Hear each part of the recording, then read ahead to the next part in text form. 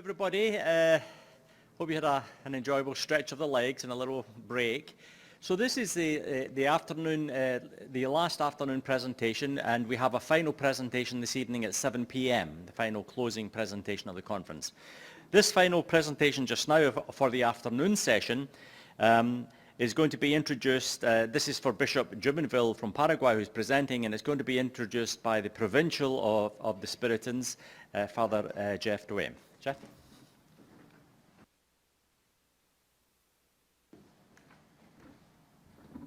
Thank you, Jerry, and good afternoon. It's good to see everyone and to be together for this wonderful conference.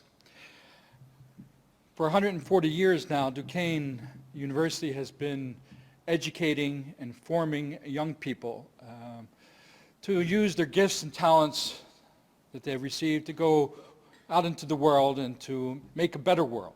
And as the founders of the university, the Spiritan community have tried to make that possible and to lift it up, and as continuing sponsors of the university, we like to make our contribution. Working, obviously, we're recognizing in collaboration with many people to make it a successful venture and to be able to provide the best opportunity for our students. And I want to thank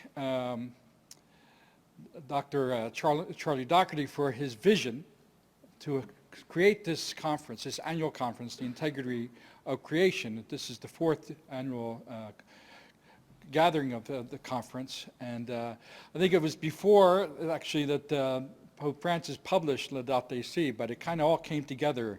Laudato Si was published in June of 2015, and the conference has already been scheduled for September of 2015. And this conference has been a significant part of our Spiritan mission here at the university.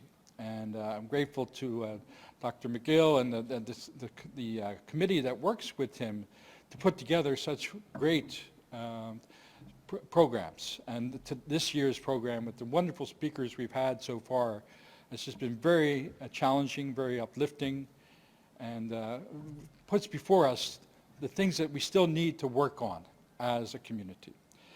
Well, it's important for the Spiritans to continue to be a part of that. And we've had some excellent speakers today. But each year for this part of this conference, Dr. McGill and the planning committee make sure that there's a Spiritan presentation. And as Spiritans, we come in with our own way of seeing things. As an international congregation, we come with a very global perspective. And it's in that context that we welcome our next speaker, Bishop Pierre Jubinville, a member of the congregation, who will come and make a significant contribution to our discussion this year. Before Pope Francis spoke about smelling like the sheep, our next speaker, Bishop Pierre, was known and recognized for being close to the people that he served. A native of Quebec, Pierre was assigned to Paraguay in 1991 and took to learning the local Indian language of the Guaranise people that he lived with very, very seriously. A humble and a very astute learner, he used a method of encounter, being close to the people, learning from the people, to acquire the smell of the people that he served, spending significant quality time with the people in the indigenous communities where he lived. And as much as he tried to avoid the massive administrative role as bishop, he continues that desire to be with the people he serves in this most important role. Having served as a pastor, a formation director, and Spiritan community superior in Paraguay for 20 plus years, Pierre was elected to serve as the first assistant to the Superior General of the congregation in Rome in 2012.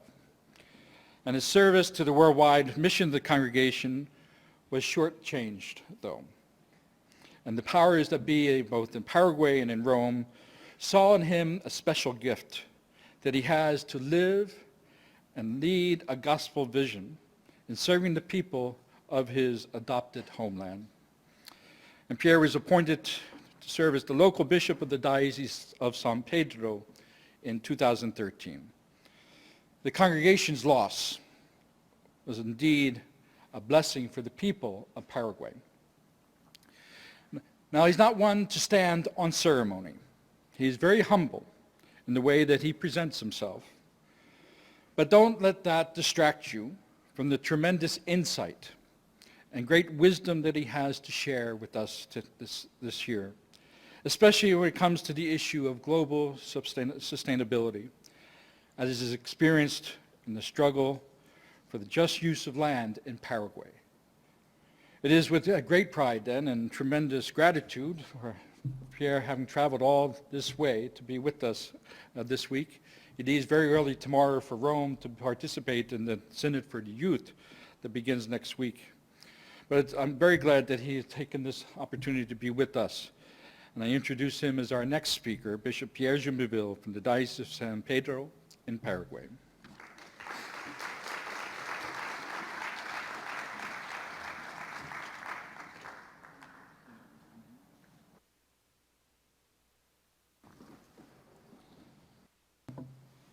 Good afternoon. I will make many pauses and have many hesitations because English is not my language, and I'm very, I would say, nervous, or I don't know, tense at least. I want to thank Dr. McGill, Glory, for the invitation. I want to thank my confreres from the Spiritan Congregation who conspired to have me here. And even if it's kind of, I have to go through it.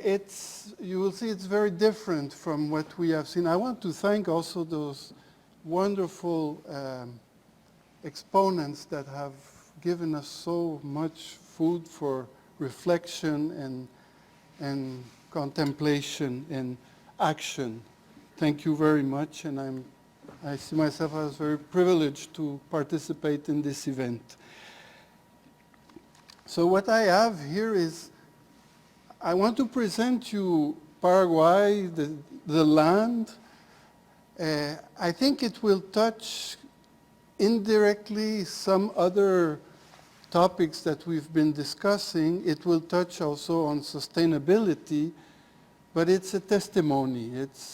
It's what I see, what I've been through, not so much as a person, but what we're going through as a community and as a church in Paraguay. But I start my story in 1989, when I was studying in France, and I had the privilege to participate in a seminar in anthropology at the École des Hautes Études en Sciences Sociales. And we had a professor whose practice ground was South America, and some 15 students who had had different experience of insertion in Native American societies in many different countries. It was very, very interesting and intimidating. It's much like the feeling I have now. Since I was completely new to serious cultural anthropology studies and had no field experience whatsoever. So I took advantage of the course to read about the Guaranise. As you might know, the Guaranise are the main Native American family in eastern Paraguay. Some of them also have moved to western Paraguay, and in the times of the colony they would occupy a huge territory from what is now Uruguay to Maranhão, from the Atlantic coast to almost the Sierra Madre, and then even the Caribbeans have had Guarani influence. The word Caribe comes from Guarani. Even in my own language, we have a way to designate the mosquitoes that comes from Guarani, and it traveled from the islands to Quebec during the triangle with furs, slaves, and rum. And the language too traveled.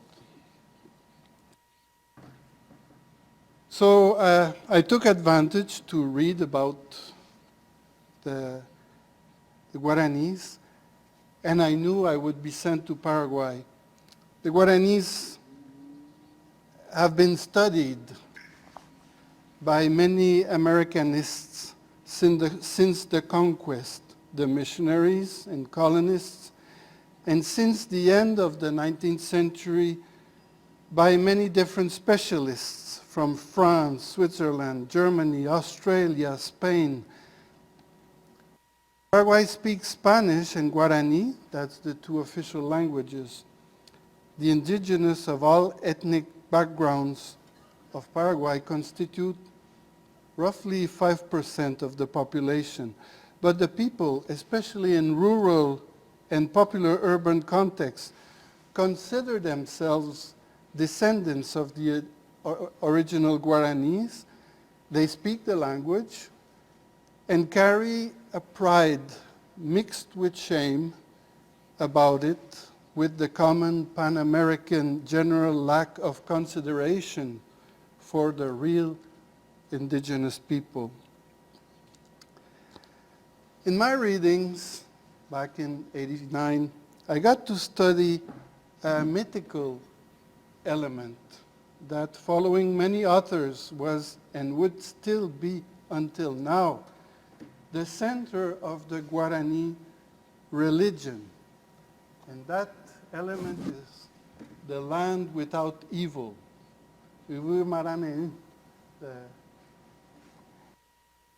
According to this testimony, the Guaranese aspire to reach a land where everything is abundant.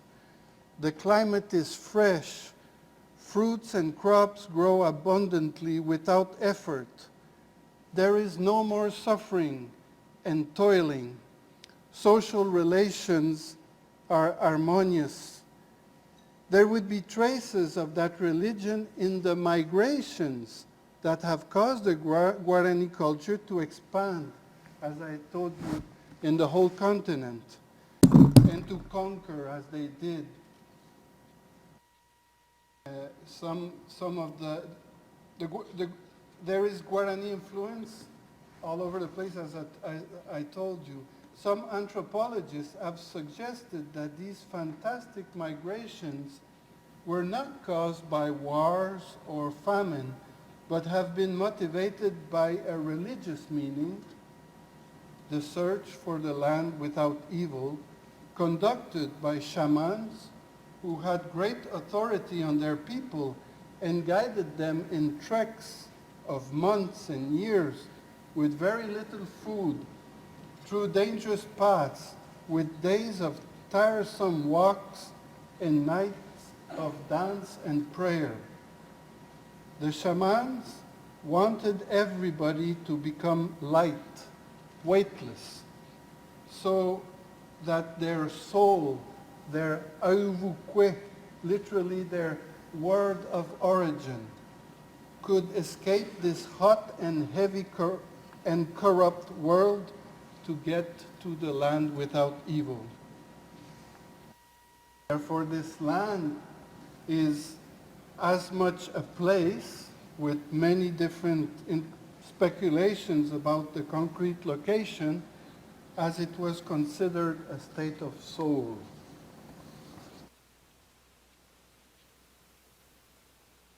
That was no, not yet.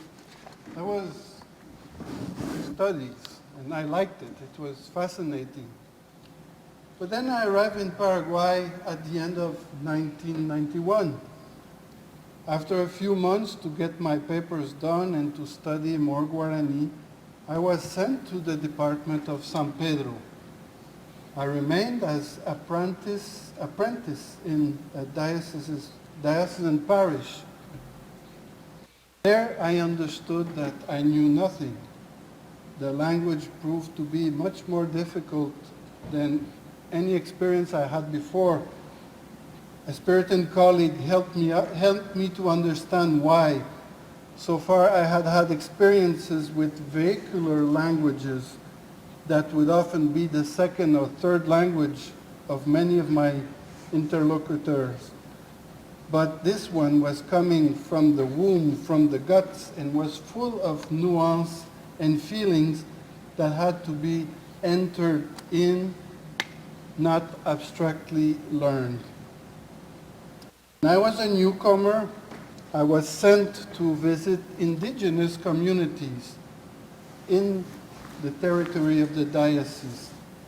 I recounted some 25, and during 5 years I made my way into about half of them, with different degrees of closeness. That was half of my job. The other half was to attend, as a Catholic priest, a sector of a parish with peasant communities whom the indigenous called Paraguayans.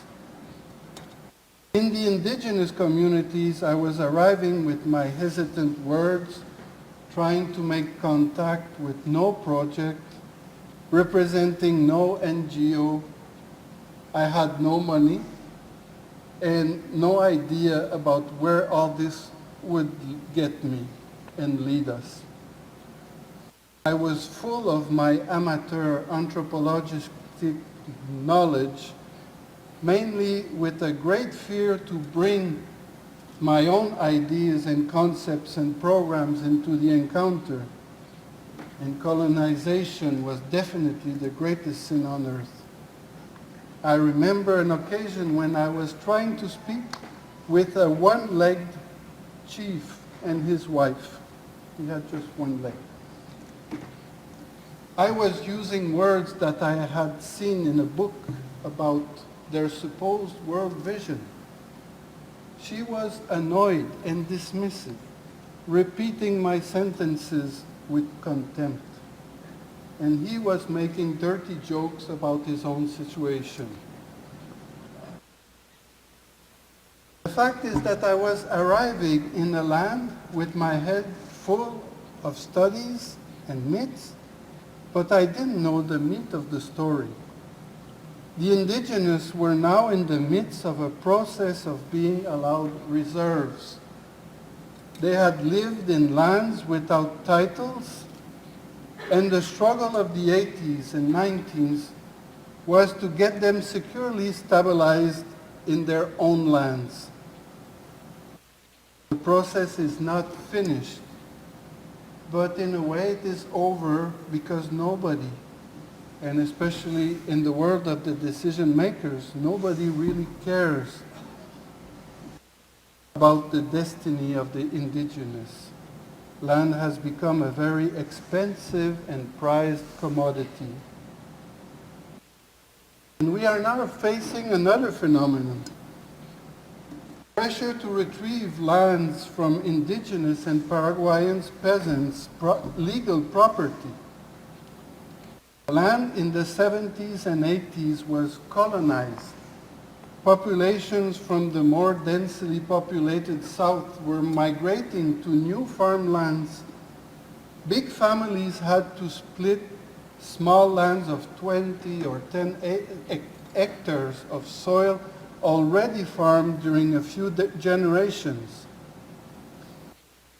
The government, during the second half of our long dictatorship, following the model of Brazil, preferred to send the families to new regions and start afresh on lands where they would cut the forest, plow the land, sow what was then the white gold, cotton, or tobacco, and make a scant living in the midst of great sacrifices and hardships.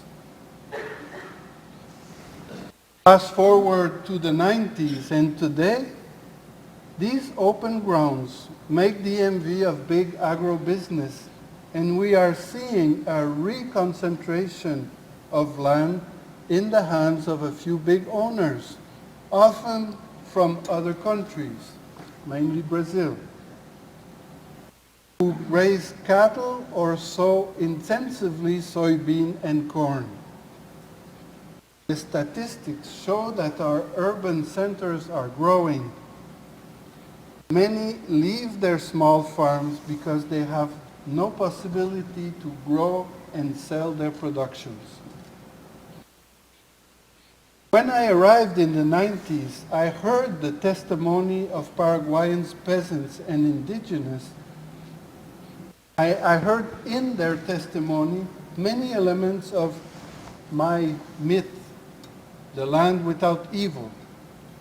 I heard a shaman describing the land where the community was living as once being a fresh place, now becoming hot with overpopulation, the end of the forest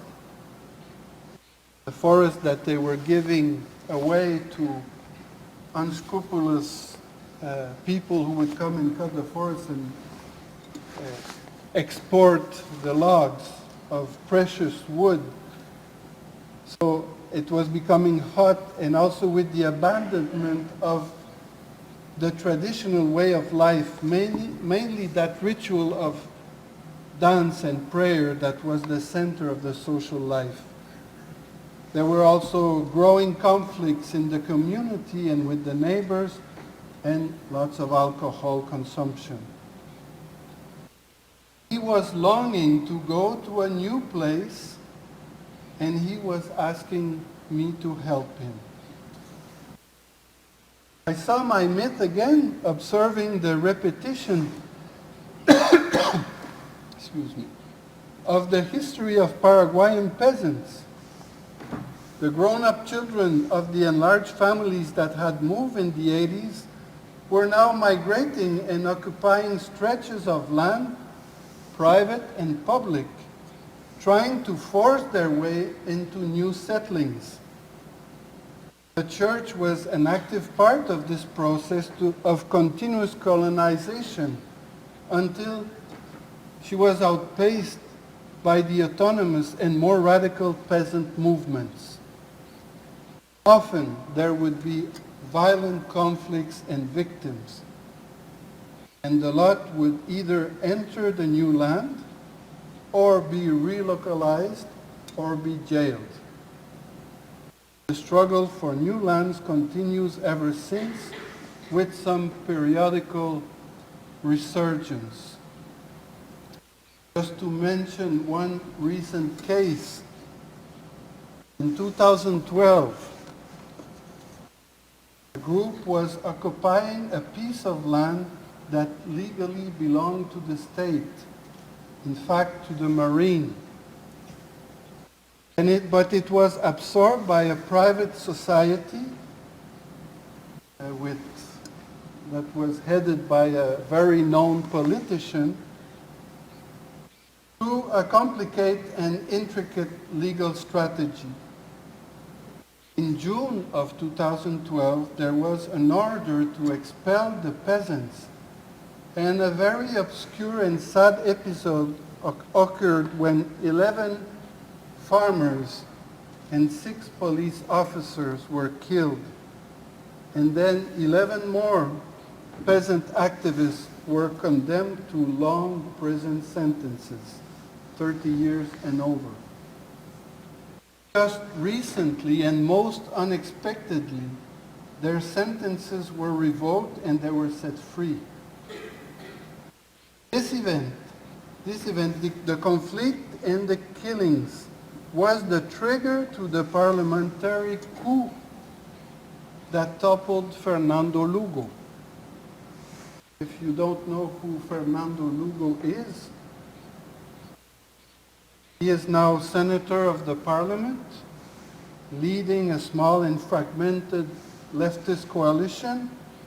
He was elected president in 2008, but after 4 years there was this episode and he was impeached. And then, before entering active politics, Fernando Lugo was a SVD missionary in Ecuador, a priest, and then he was the second bishop of the diocese where I now pastor. So,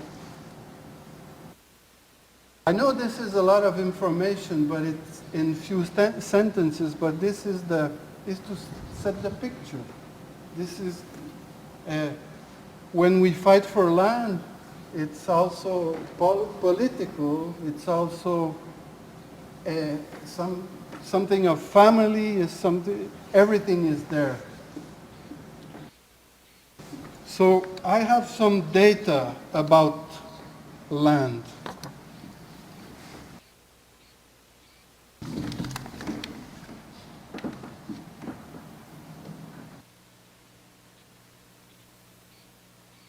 The screen. No? Oh, I thought I was speaking in my... Oh.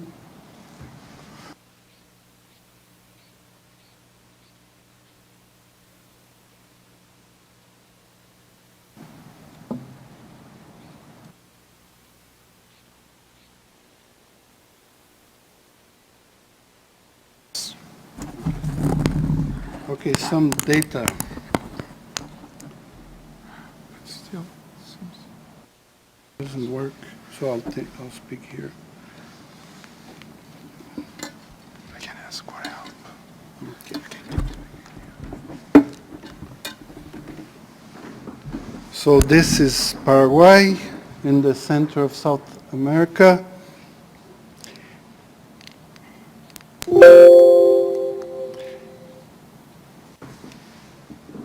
Paraguay is about 400,000 square kilometers, and San Pedro is, I think,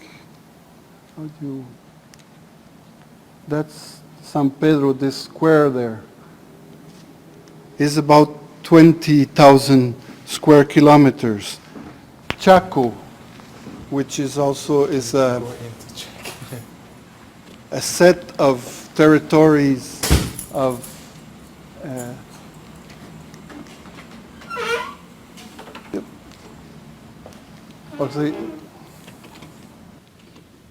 okay, that's it. That's all the three departments of the Chaco. It's about 2/3 of the land, and it's a natural region that we share with Argentina and Bolivia. And around here you have the Pantanal. I guess you know that's the source of the Rio Paraguay. Is it better now? Okay. That's all right. Especially in the eastern region, we have a lot of rivers and lots of water. These are the main set of water source, and as you can see, the Pantanal, and it comes down to Asunción. Then from the eastern part, the Paraná, and they come together and come down to Buenos Aires. It's the Rio de la Plata. And we have two huge electric dams, the biggest in the world, I think. Even they still claim to be bigger than the three gorges of China in Itaipu. That's what we call the Acuífero Guarani. So about land. The surface of farmland has grown and is growing. So you have data from 91 and data from 2008. We can see that the statistics comparing those 2 years, these are the last agricultural census, there is more surface, but there are less farms.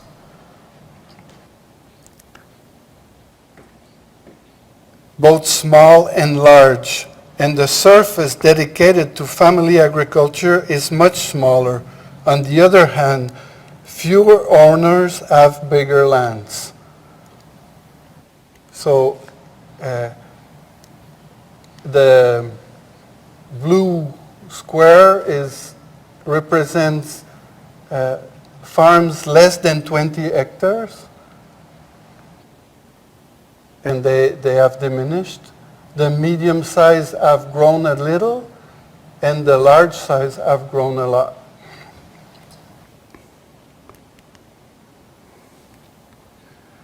This is the evolution of the price of the land. In less than 20 years, the average price of land in the eastern region has grown by a factor of 30.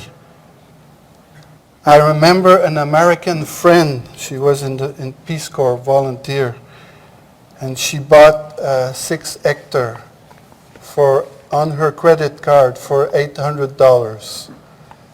And now it's worth like $15,000. We have also our like this 1% type of statistic about land distribution. It's one, if not the most unequal of the continent. In 2008, 91.4% of the tenants own 6% of the land, and 2.6% own 85.5%, and it's growing. This here shows, again, the reduction of the number of farms and the growth of the area.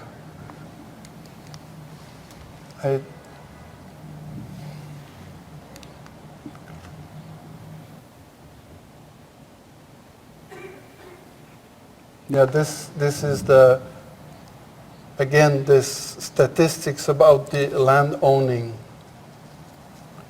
For the small farms of less than 50 hectares, 91.4%. And for 500 and more, 85.5%. This is what we grow. How the production of soybean has grown and how it has come to occupy more and more territory in the eastern region.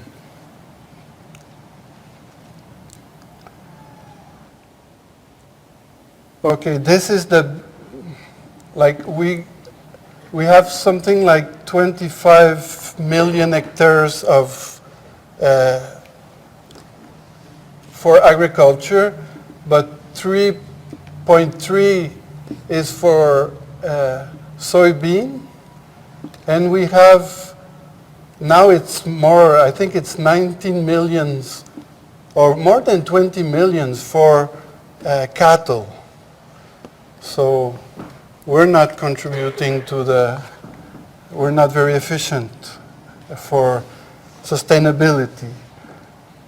We export meat, and Paraguay is a very small country. It's the third in exportation of soybean in the world. Third, after, and being such a small country.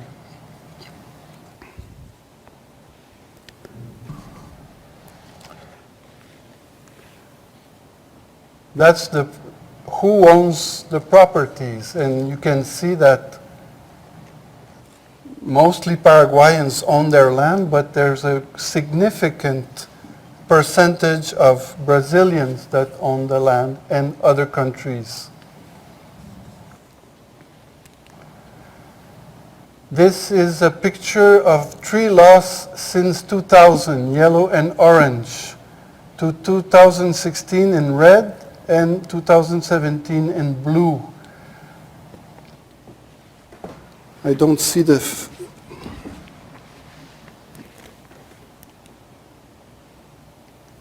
This would be the shape of the country here. And before, well, 30 years ago, this region was the one that was depleted. But now it's the western region that is depleted very fast. Paraguay is the champion of deforestation in the period 1990 to 2015. In the eastern region, the total forest extension passed from 9 million to 4 million hectares, while in the occidental region, it dropped from 18 million to 11 million. Paraguay is the second fastest deforesting country after Malaysia. It deforested 9.6% of its reserve in the last 5 years. And this information is from March 1st of this year. In the 80s, the rate of deforestation was tremendous in the eastern region. It is now alarming in the western region. And the last chart that I have is this one, and these are the indigenous lands. And the colors just say, well, where they are and what's the state of their property.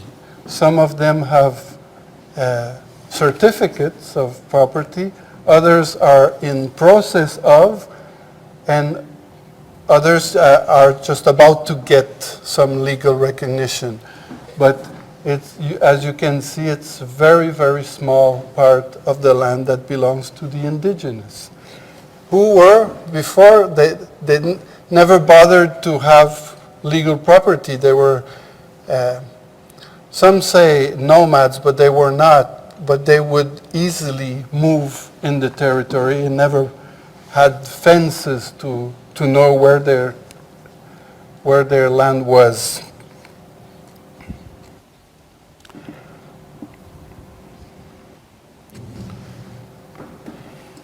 So this reconcentration of the land and our moving as a nation toward a more intensive and exportation-oriented agriculture is having tremendous consequences on the rural population. Our macroeconomics are booming. During the 90s, we ceased to be a majority of farmers. Lesser families rely on subsistence farming, but this transition is going on with much suffering. The few business-driven peasants that constantly seek new possibilities and thrive to find markets face more complex and difficult obstacles. The majority of poorly scholarized population are making do with small jobs here and there and working for the more fit. There is hunger in the countryside. There is dependence toward projects from the state or the NGOs, almost always used as political tools of submission. So this brings me back again to the myth. And I think some new myths and narratives are being used. One of them, and I hear it often, is we are feeding the world. We should increase our population, or we should increase our production, soybean and beef.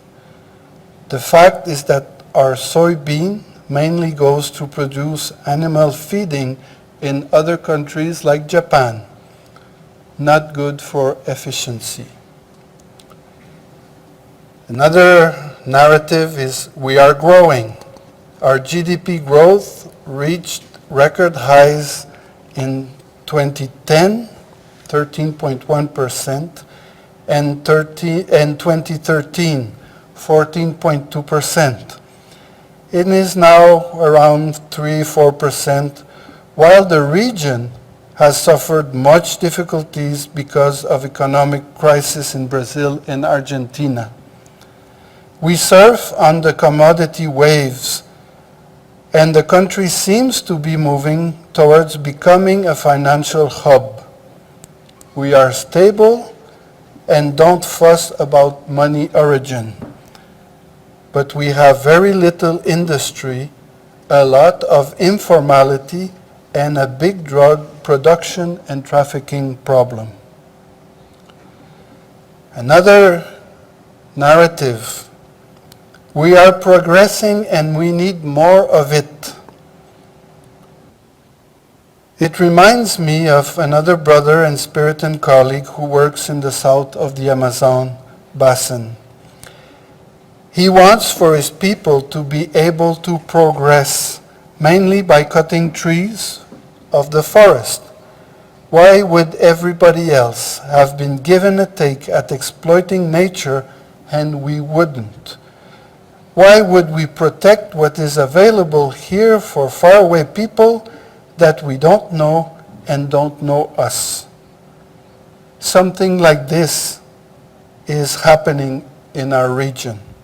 Small farmers want to grow bigger, mechanize the soil, use chemicals to better their crops. Roundup is all over the place. They want to cut the few wooden areas that are left. The bigger landowners with more school and university education are no better ecology concerned. Another narrative is farming in small scale is over. This seems to be the trend and the narrative. It draws on the reality of farming a sort of pessimistic tone of inevitability. This is destiny. Progress again. Small farming is inefficient, or so it is said, but the fact is that it still produces most of the basic food that people eat. The fact is also that it gives work to more people than the big agrobusiness. Another phrase is, there is nowhere else to go. The time of migration to new lands is over, with the exception of very few areas. The country has been explored and is being exploited every day more intensively, with many ecological problems that are already quite serious, water use and contamination being one of them. The natives have been excluded. We now have to become a state that uses its resources in an efficient and sustainable and wise way. Food sovereignty is not an empty formula. There is a movement to recuperate the peasant family agriculture, to make it a dynamic force in the modern Paraguay, oriented towards the production of healthy food. We are working with different groups to try to find their way in this direction.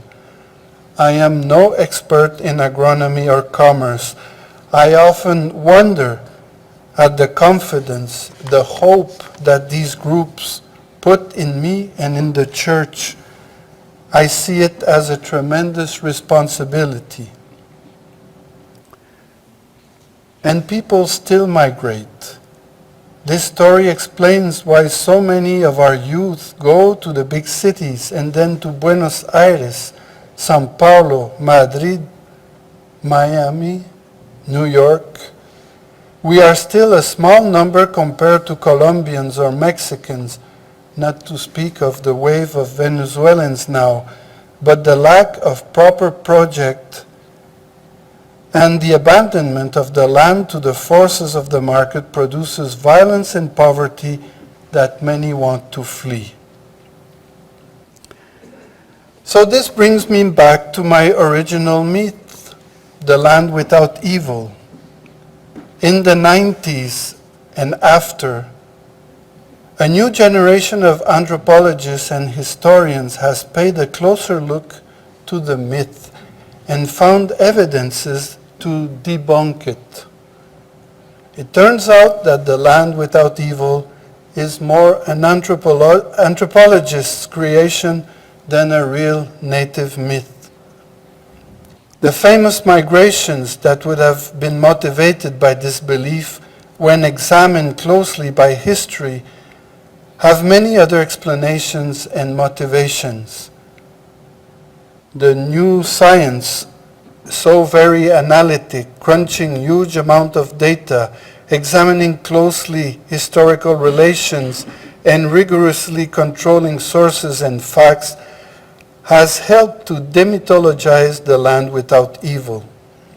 Some Brazilian and Argentinian scholars have thus sort of destroyed the myth that I studied with so much enthusiasm in the 80s, feeling that I could master a narrative of the reality that I was discovering in Paraguay. The myth or the idea or the expression of the land without evil has been used ideologically. Some anthropologists of the 70s have projected it in it a radical critique of their own societies. A famous bishop has written a mass with this motif. A comic book was published on the theme, imagining an end-of-time story where a famous scholar was sent to the camps of the Holocaust while his daughter was going through a migration with the Guaranise of Brazil. Associations defending the cause of indigenous people have rallied supporters offering the motto of the search for the land without evil. It used to palliate my ignorance and get a hold of the new reality I was discovering. But it is a sham, a fake, or is it? I guess we need myth and ideology to explain, to move, to act, to do as Paul Ricoeur and many other thinkers about narrativity would say, to defigure, to configure, to refigure reality. But we must also free ourselves from them to look beyond our common stories and representations. Myths do not give the magic key to open every door. Myths do not make bonds and commitments. Real people do. Myths must die and leave room for love. Then there is resurrection to a life where everything is new. New heaven and new earth, as the traditional biblical translation puts it in Isaiah and Revelation. Some say this is just another myth. I, for my part, want to bet my life on it. Thank you.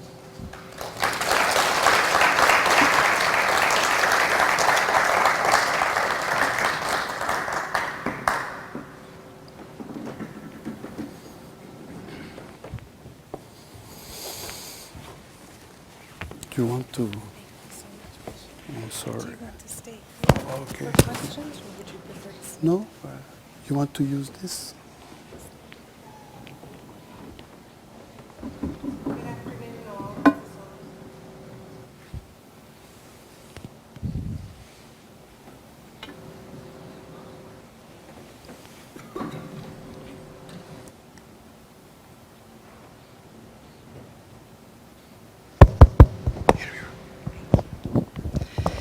Good afternoon. I'm Darlene Weaver. I direct the Center for Catholic Faith and Culture and the University Core Curriculum here. And I was invited to be the discussant for Bishop Jubinville's session. So I want to begin simply by thanking you for that really informative and thoughtful presentation. And I want to take a cue from my colleague Jennifer Bates, who this morning, when she did the discussant role, began by providing just a very brief summary of the talk and then opening things up for conversation.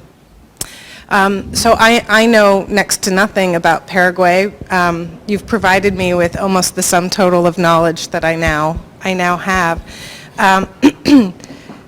You described conditions in which there is a trend towards the concentration of land in the hands of fewer persons, reduced diversity of crops as more land is devoted to soybeans and cattle, depleted forests, contaminated water, and so on. And you bookended this information, this description about the conditions in Paraguay with a really beautiful and thoughtful discussion that was simultaneously autobiographical, but also, I think, intellectually and ultimately theologically, really sort of illuminating for us by introducing the myth of the land without evil.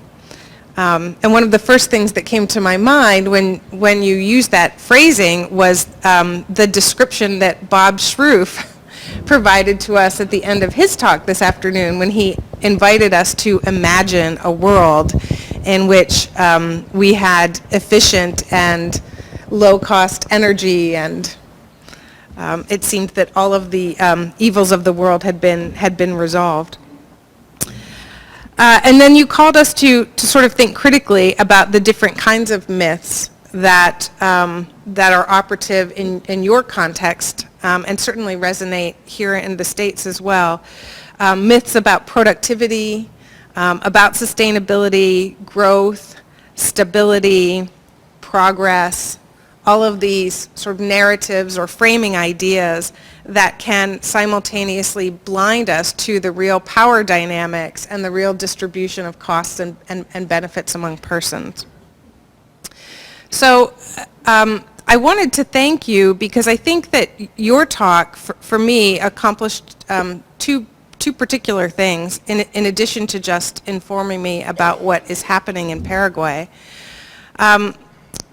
The autobiographical portion of your talk drew a contrast between things that you learned in your work in cultural anthropology and then the real experiences of persons that you encountered in your pastoral work.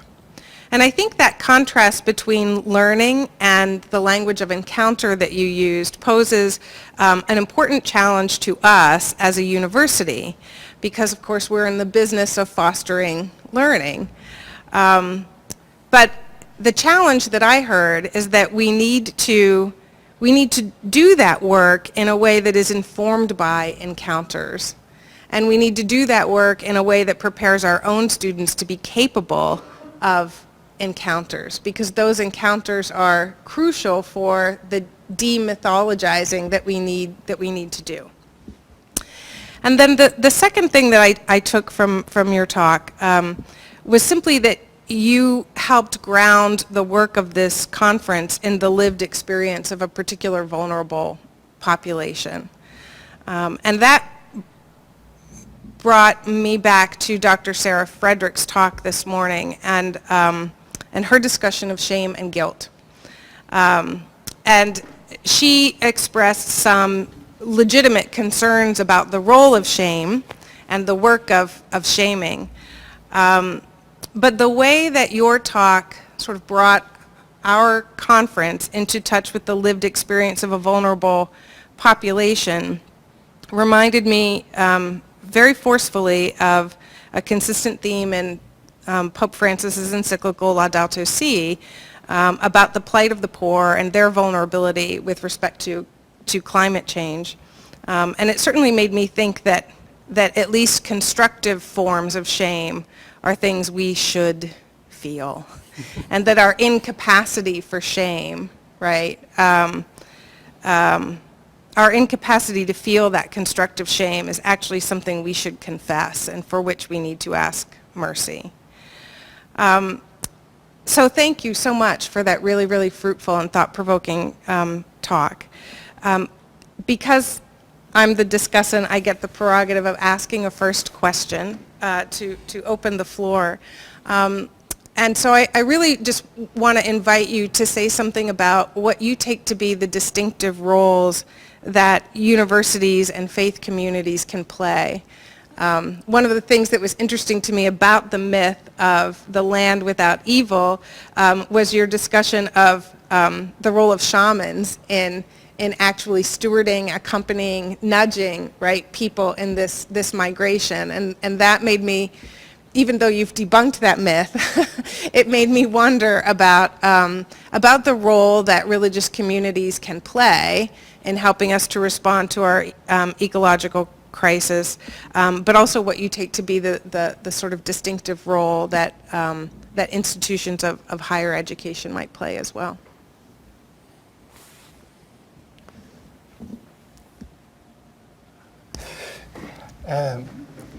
I think that's the story, is the debunking of the myth. And I offer that as an experience, and I don't know where it leads. Just that I think you have been now talking about the different speakers of facts, experiences, groups that are working in this and that is what is working. I guess to enter, to enter a new world, you learn about it, you use your categories, it helps you to figure what's going on. But then I guess the scientific method is, I still believe in it very much so, even with the critique that we've done. I think it was very valid critique that we did about, this silo type of work. But I do believe that it's this constant asking question, being surprised, being astounded by the reality. And I think then, because of our faith or our values also, feeling in our hearts that the vulnerability that you've been talking about, that is the real thing. Mm-hmm. And really I present myself as I don't have the solution. I'm just coming back now from consultations where what can we do as a diocese to help in the familiar farming and help to save the people who are just about to sell their lands.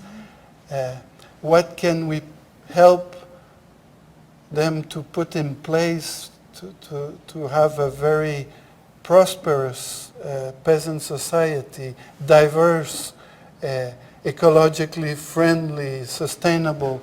That's what we're trying to do. Mm-hmm. But as I said, I cannot just come with the myth and talk to them. We also have to build together, to see together the evidence. And we've been saying quite often in this conference that knowledge doesn't change the reality. Mm-hmm. There's something else that's very much needed. Mm-hmm. And I'm just trying to say that we're there trying to do that. I don't know how it's going to come out, but that's what we're doing. Thank you. We can open the floor to questions. Please. There's a mic coming your way. Thank you so much for your talk. Thank you for the response and for your work, which is very, very impressive, and I'm sure not easy most of the time. But I guess I had two questions. I might have missed the ending, but I was hearing the sense that we have to deconstruct the myths. And build some new ones. okay, fair enough, exactly. I don't know if build, I don't believe receive or inherit from our tradition, renew. I don't think, I don't think we can build new myths. I'm not sure. Well, I guess my question is that would be a great discussion in itself. Yeah. Because I think we need to build something that has multiple ways of knowing at the center.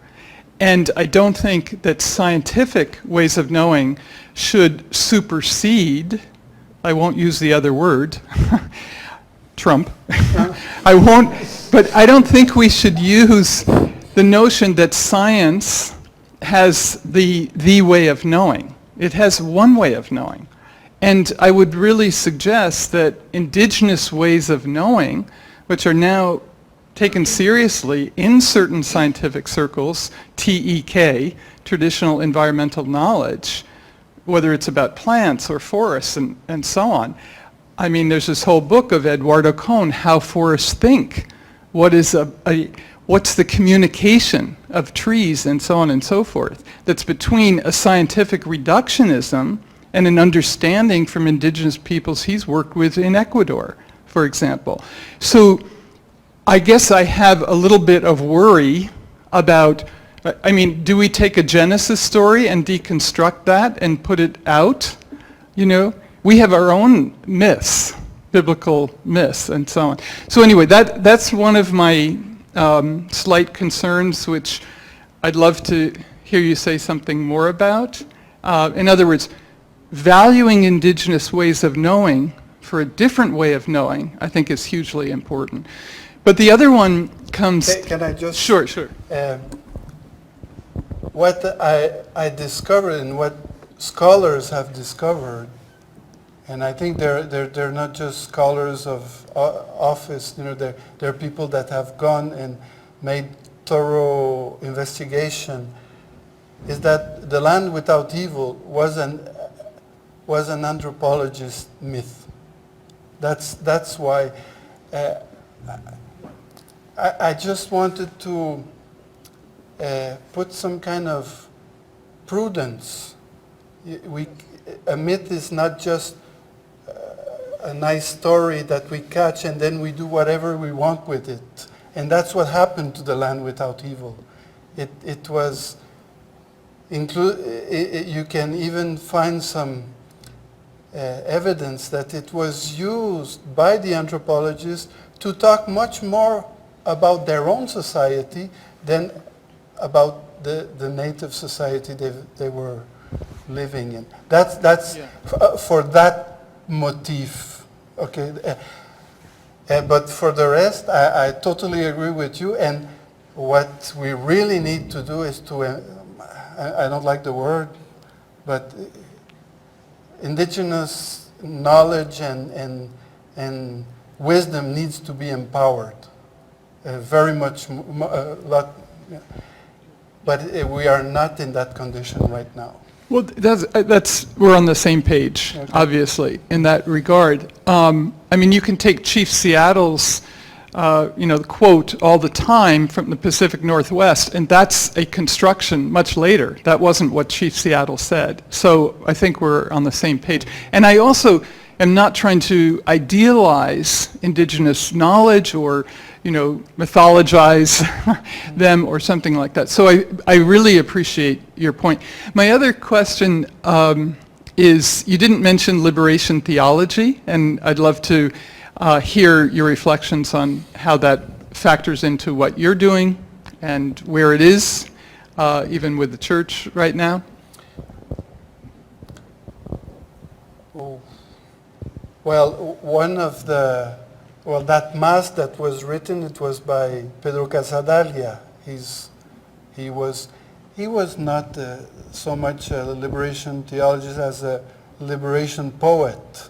He wrote a lot of poetry and songs, but he was very famous for the type of diocese that he implemented and his closeness to indigenous world, to the poorest. Liberation theology today, I think is coming. I don't know if it's coming back, but it's coming back from a time of having been chastised. How do you say that? Excluded. I think it's back again on the table, but it needs also renewal. Through ecology, there are some nice publications. Eco-theology in Brazil and in Colombia. Yeah. But you don't. Maybe because I have become a bishop, but I don't hear a lot about it. That's great. I'm sorry. I can just make one final point. Sorry to make all these points, but there's an interfaith tropical forest initiative now that's just been launched by the Norwegian government that is trying to, through the United Nations Environment Program. It was launched last summer, but it's especially to protect the Amazon and the Congo and Indonesian rainforests. And the idea is to bring together solidarity with Christian groups and other groups with indigenous peoples for protection of the rainforest. So I'd love to talk to you about that. I'm going to the Synod on youth now, but next year the Synod is on Amazon. Wonderful. And what is expected from that synod, it's something, again, something stronger even than Laudato Si, and also a revision on the ministries. That is expected also, and that's what's causing on ministries. Yeah, because people in the Amazon, and we're in a similar situation. Eucharist doesn't, they don't have Eucharist. And the Pope, I know, is quite open to new ways of doing things, but you can see now the conflict that this is causing. Sorry for my English, so No. hesitant. Other questions?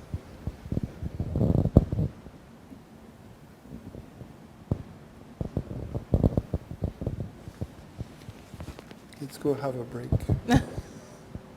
There's one back here.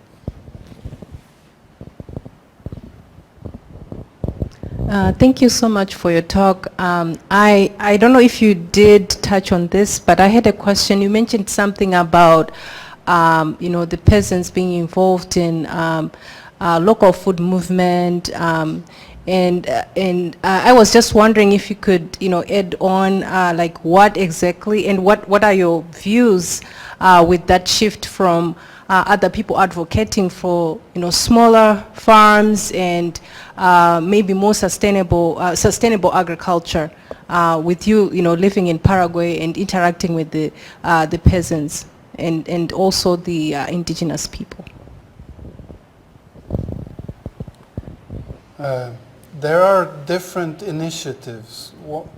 One, I was seeing a poster just in the other room there that talks about that. One is business as usual, but there is a great dependency that has been created because of history.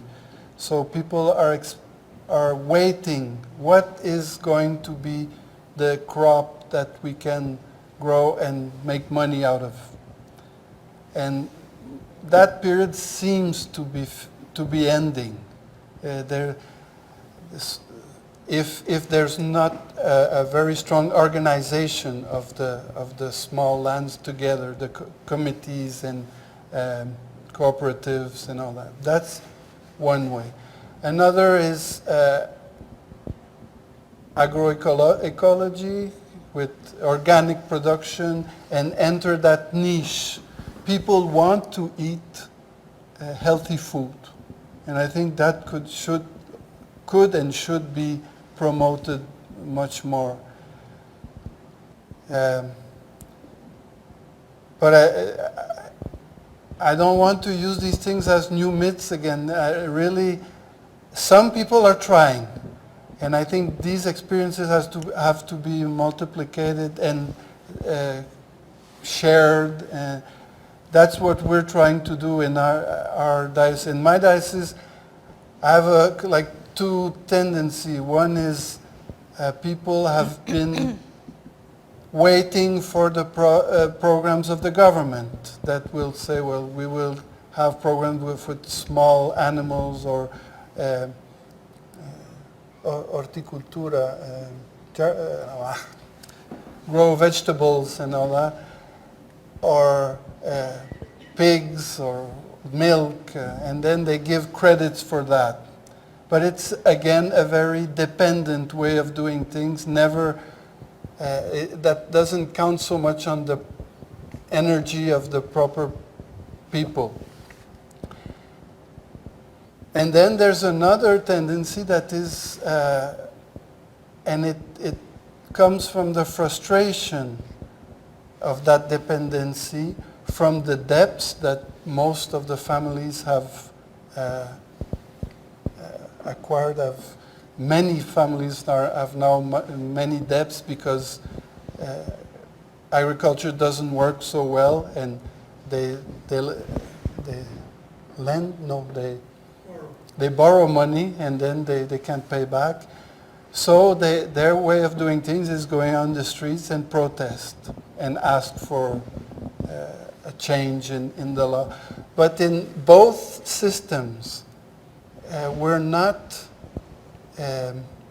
constructing the autonomy of the people, and they're not asking and not responding to the question, what do we want to do and what can we do with the resources we have? So we need really a very patient and close to the people type of work. That's what I see.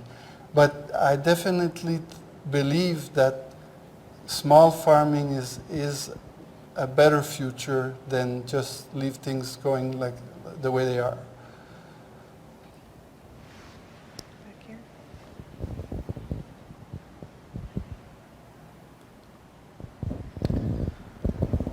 Pierre, is the church in Paraguay from far or from close involved in any education to the simple people about the wealth that the forest and trees represent and their capacity of reactivating the soil through bacteria, and just how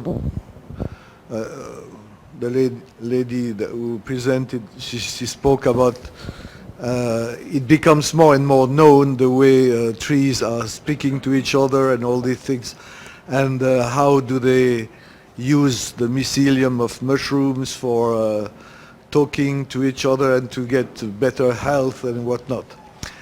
All these things could have a resonance with the indigenous, I think, as well. I mean, the church has no program of any sort that is reminding them of the richness of their own culture and of this, how can I say, our solidarity with nature. And you said they want to cultivate more organic food. Not because everybody. It's a niche, but that implies also a healthy forest and a healthy trees and a healthy soil. So there would be there also for the church a niche to insist and to teach about these things, maybe. I don't know. Amen. I mean, is there anything like that exists? No, no. Okay. I won't, yeah. Short answer, no.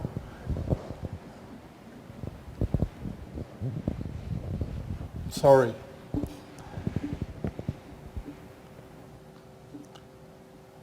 And actually what's being done as what is called reforestation. They plant eucalyptus, and it grows very fast, and it's used as a fuel again. We have a big plant that was built 2 years ago in our territory, and it's to make alcohol for fuel. And their source of energy to distillate the corn is wood. So it's an awful equation of, it's not, absolutely not as efficient and sustainable. But it's the biggest in South America, I think. It's a huge plant, and I fear that it's going to absorb the life of the peasant. They will grow corn just for that, and prices will go down, and I foresee not a very brilliant future for it, but it was inaugurated with pompos y platillos. It was, I'm sorry, but I don't want just to expose a desperate situation, but I think it's important to see that, reality is not that funny on these things.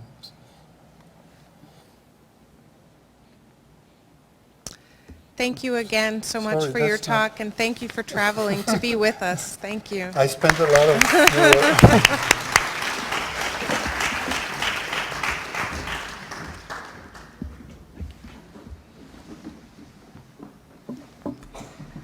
Thank you very much, Bishop Pierre. A very moving presentation.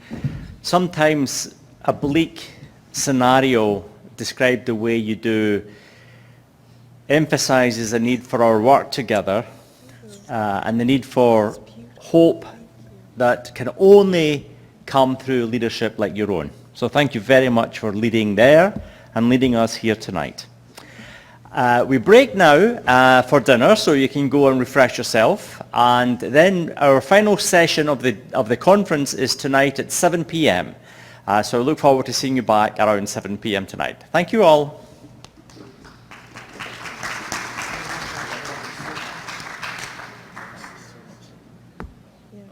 Yes, you did not appear nervous. What? You may have No? felt nervous, Oh my but God. it did not come across. They can make me more nervous than